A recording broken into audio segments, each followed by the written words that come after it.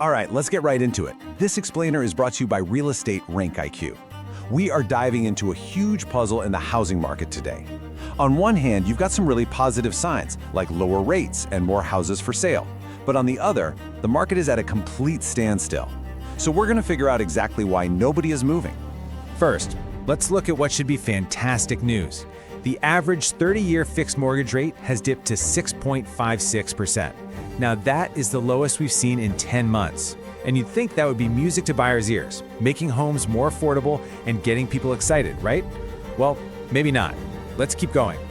And it's not just the rates. On top of that, we've had 21 months in a row of inventory growth. Think about that. For almost 2 years, more and more homes have been hitting the market. That means buyers have way more to choose from. So far, everything sounds pretty good for buyers. And here's the third piece of the good news puzzle.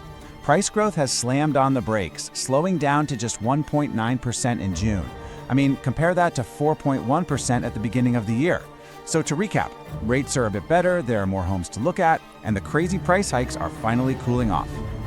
Which brings us to the big mystery we're tackling today. With all these signs pointing in the right direction, why is the market in total gridlock? It's like a massive highway traffic jam where every single car stopped at the exact same time.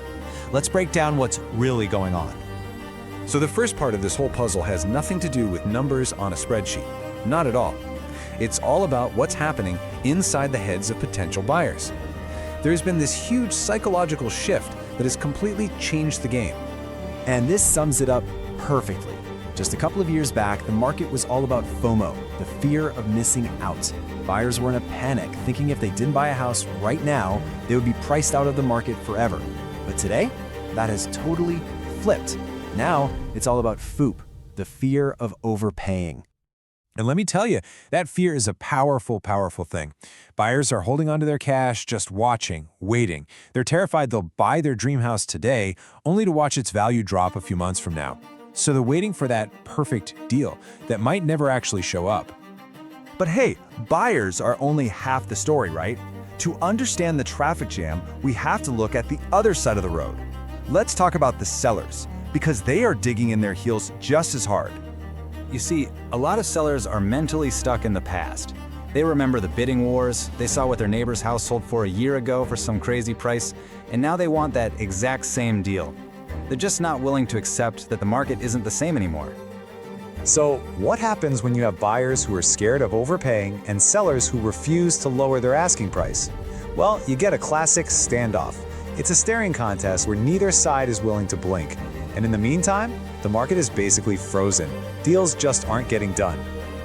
But you know, this goes beyond just psychology and feelings. There is a fundamental, cold, hard, data-driven reason for this gridlock. And honestly, it is the biggest wall of them all. Let's call it the affordability choke point. Just take a look at this. It is pretty shocking. Even with more houses on the market, only 28% of them are actually affordable for a typical household in America. Let that sink in for a second. Nearly 3 out of every 4 homes for sale are completely out of reach financially. No wonder people aren't buying. And this affordability crisis has very real consequences. See this number? 38. That is the new average age of a first-time home buyer. It is the oldest it has ever been on record. It's a direct result of younger buyers just being completely squeezed out of the market, forced to put that dream on hold. Okay, so with the whole country in this weird state of gridlock, you might be wondering, is it like this everywhere? Is there anywhere that's still a hot market? Well, for all you investors and sellers out there, this is what you need to know. There are still a few pockets where sellers have the advantage. And here's the list. It's a very short one. We've got Minneapolis, and then this tight cluster of places in the Northeast. Montgomery County in PA, and then Nassau County, Newark, and New Brunswick in the New York and New Jersey area. That's it. Outside of these very specific spots, the power has definitely shifted away from the sellers. All right, so we've figured out the problem. We know why we're stuck in this huge market-wide traffic jam. The big question now is, how do we get the cars moving again? What's the solution here? It really boils down to 3 key things happening. First, buyers need real affordability. Not just slightly better, but actually affordable. That means some combo of lower prices, higher wages, and better rates. Second, sellers need to have a reality check and adjust their expectations to today's market, not last year's. And third, well, the market just needs time. This stalemate can't last forever. So, I want to turn this around and ask you. Let's forget the national statistics for a moment. What about you personally? If you're on the sidelines right now, what's the one thing that needs to change to make you jump in? Is there a magic mortgage rate you're waiting for? A certain price drop? What's your trigger?